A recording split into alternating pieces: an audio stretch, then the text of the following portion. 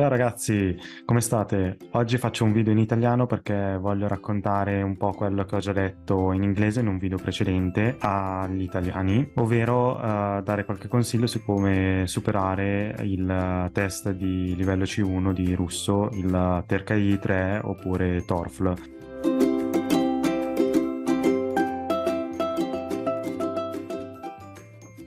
Questo test ho avuto la possibilità di farlo circa 3 anni fa, piena pandemia, online con il Politecnico di San Pietroburgo e l'ho passato con ottimi risultati, di cui sono molto contento. In questo video voglio raccontarvi un po' come mi sono preparato e come anche voi potete prepararvi, suggerendovi alcuni testi molto utili e anche altre risorse disponibili gratuitamente o meno online. Tra i vari libri che sicuramente sono molto utili c'è stato questo manuale, questo chiaramente è per il livello B2, non ho sotto mano quello per il C1, ma direi che sia questo per il B2 per assicurarsi che comunque già avete questo livello, che poi quello successivo C1 sono necessari per appunto prepararsi al meglio alla struttura dell'esame.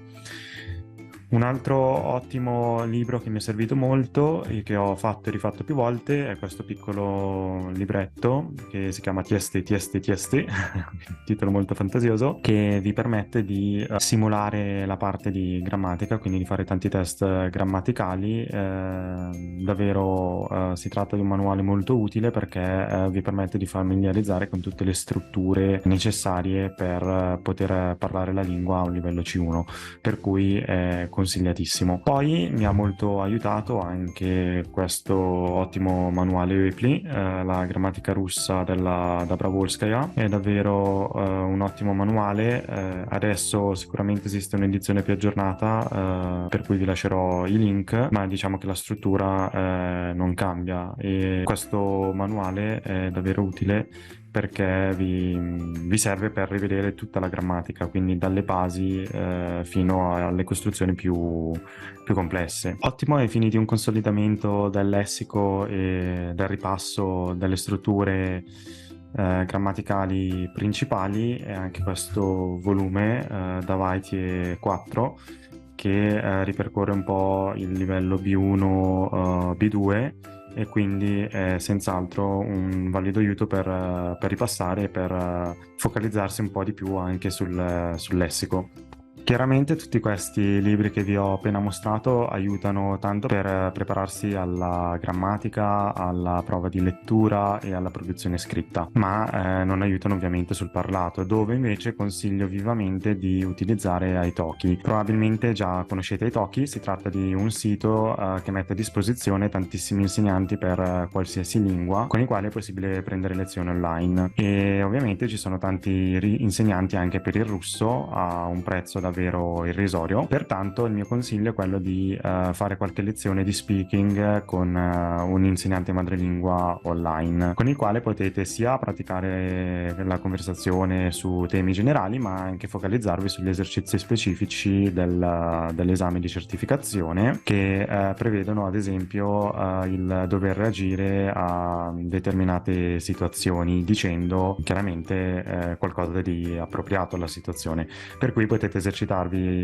con questi madrelingua online e essere così sicuri di arrivare preparati all'esame. Con gli insegnanti dei TOEIC inoltre potete anche correggere i vostri scritti. Se vi esercitate nella produzione scritta potete inviare loro i testi e correggerli insieme per poter così capire dove sbagliate e come migliorarvi.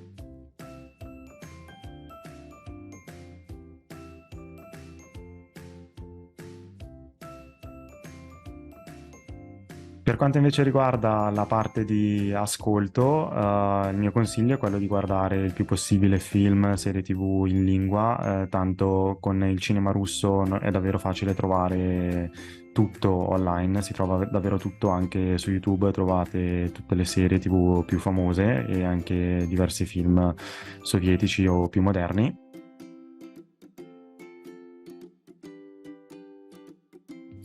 E poi consiglio anche di ascoltare i podcast, ce ne sono tantissimi, per cui è davvero importante esercitarsi, ascoltare anche soltanto 10 minuti, ma tutti i giorni.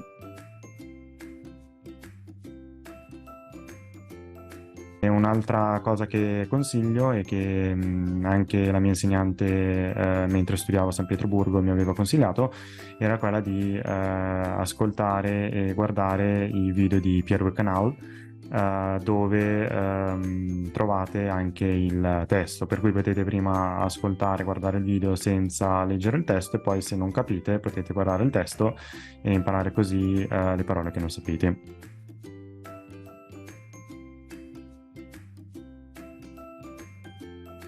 Probabilmente saprete che esistono due tipologie di certificazione di russo, ci sono gli esami TERKI, TOEFL e anche gli esami dell'Istituto Pushkin. Non ho molta esperienza con il Pushkin perché ho dato solamente il B2 con loro, ma non il C1 di cui mi occupo in questo video. Infatti appunto vi parlo nello specifico del TERKI TOEFL. Se qualcuno invece ha esperienza anche con l'esame del Pushkin, lasci pure un commento e sarà interessante leggere come è stata la sua esperienza. Personalmente la parte che ho trovato più difficile all'esame è stata la produzione scritta perché avevo dei temi che non mi piacevano molto, parlavano ad esempio dell'ambiente, della tutela dell'ambiente e quindi ho trovato un po' di difficoltà, ma perché anche in italiano non ho molto le idee chiare su questo aspetto. Però in generale, seguendo i consigli che vi ho dato, prepararsi per questo esame non è cosa impossibile e anzi siete pronti per superarlo con successo. Bene, questo è tutto. Если видео вам понравилось, дайте, пожалуйста, лайк, подписывайтесь на мой канал и оставьте комментарий с вашим опытом.